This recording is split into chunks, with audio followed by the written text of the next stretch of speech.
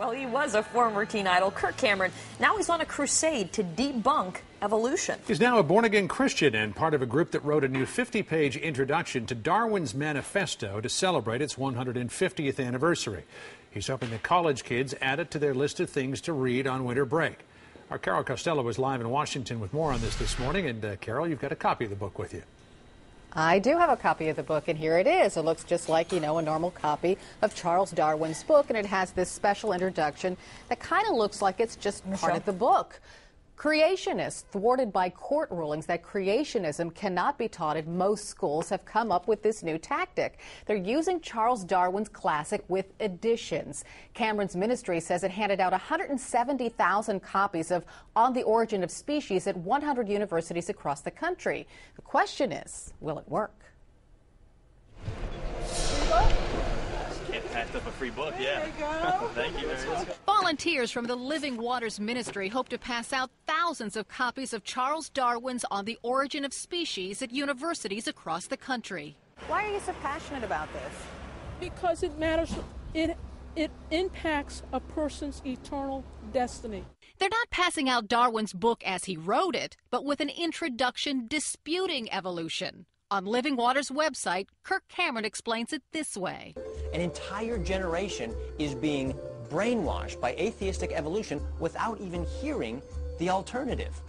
Cameron, along with Living Waters founder Ray Comfort, are determined students learn about creationism, the belief that God created man. So they've added a 50-page introduction to Darwin's book, alleging, among other things, Adolf Hitler's undeniable connection to evolutionary theory, Darwin's racism, and his disdain for women. All I want to do is confront young people to think about what they believe and realize there obviously had to be an initial cause. We believe in the free exchange of ideas, and those who are open-hearted will appreciate what we've done.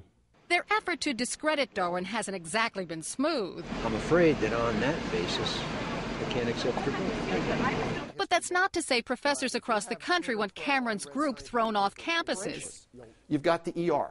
Professor Kenneth Miller teaches biology at Brown. He's also a devout Catholic. It's something I would want my students to get a hold of and tear apart. Not literally, but intellectually. Miller says the introduction is mostly filled with propaganda and personal attacks. I think one of the most scurrilous things about this introduction is to imply that Darwin was a racist and a sexist, that he was responsible, for example, for the Nazi ideology that led to the Holocaust and so forth. This is absolute nonsense. And he says no one's soul will be lost because they believe in Darwin's science-based discovery. The Catholic Church believes God created the universe, and the science of evolution explains how he did it. Kirk Cameron would not talk with us on camera about his efforts, but he did send us pictures. 1, 2, 3, Darwin! That's him at UCLA, handing out his version of Origin of the Species. And a couple of people did ask for his autograph as well. If you're wondering if it's legal to add your own introduction to an existing book, it is. Darwin's book has been around for, 150 years? So it's in the public domain, and that means you can add an addition like an introduction.